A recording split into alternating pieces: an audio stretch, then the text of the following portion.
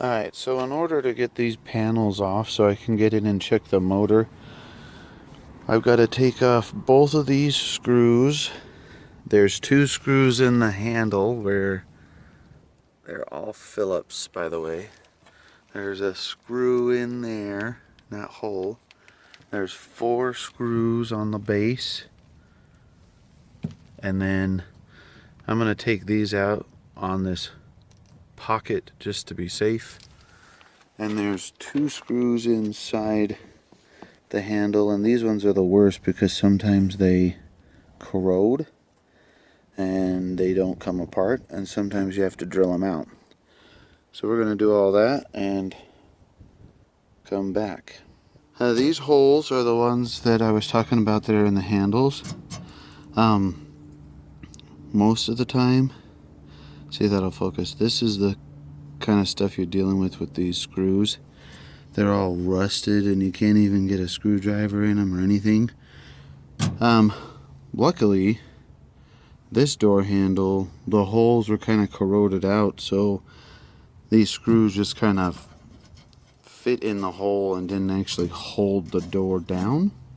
So I'll replace those before we put a new one on. Or before we put the door back on, sorry. Another thing to remember when you're trying to take it apart is, see if I can turn this and you can see. This is the top of the door. And all along the edge are these clips all the way down. Like this one and this one. This one's, it looks like this one's bent. It's supposed to be like the other ones. But these clips that you see like this and this, there's 5 total, and they all sit here, but they kind of wrap around the edge of the metal. So when you go to take it off, you kind of have to push in on the door on one end and then lift it and then work your way down the edge of the window to get it off. Another thing to remember is for the switches, all these models come with these old switches like this. To get them disconnected from the wiring, you turn this blue deal. It's like a nut, you just turn it and then this gets worked off. But to get the switch out of the door panel, you've got these clips on the side. And sometimes these are kind of a pain to get to from the other side. So you just kind of have to be gentle with a screwdriver or a panel tool remover and just wiggle them till you can get them to come free, and they'll come out. The issue is this is the wiring. I put my hand inside there and I started feeling the wiring, and right where it connects here, there's a whole bunch of wires that goes to the window switch that are broke, clean apart. Well, I can't just open this because these aren't just screws, they're riveted. So I've got to drill them out to get this plate off that's right here. See if I can show you better. To get the plate off to open up this boot so that I can actually see the wires and then fix the problem. So that's what I'm going to start working on. And at least we know that the problem is that it's wiring, it's not the actual motor. So I'm going to work on that and then I'll show you where I'm at. Alright, for me to get the rivets off of this plate, so I could open this up and see these wires that are broke like this, I had to go from the inside and drill on the back side of the rivets because I couldn't get a drill gun in here, but I could get a drill gun in here, and I just fished it through the door from this hole, and it fit right in actually. And obviously if you had a smaller impact than what I've got, it would probably work even better. but I don't know if I can show you here.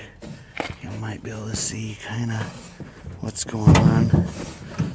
Basically, the drill, I could see the hole that I kind of drilled, and then the one on the top. But the impact fit right in there, and I could line up the drill bit, and I could drill them out. So now that I got that done, I can pull the impact gun, the little tiny, and mine's not very tiny, but you could see how it just kind of fit right in there pretty easily. And like I said, if you have a lot smaller one than mine, you could get that in there pretty good and have a lot more room. So now that I got access to the wiring, I'm gonna strip some wires and fix some connections and get this thing to where it's working. Got the wiring harness fixed. Guess what the challenge is? Getting it back through this and through this little tiny hole. So stupid. Why didn't Chevy do better with something like that? Really dumb. Hey, I got it out. Well, through the hole. See that little hole? It's kind of hard to tell, but I had to fish it through this and somehow out this hole. I got it. I honestly don't know how, but it was pretty difficult. Whew! I'm actually out of breath just from doing that. How silly.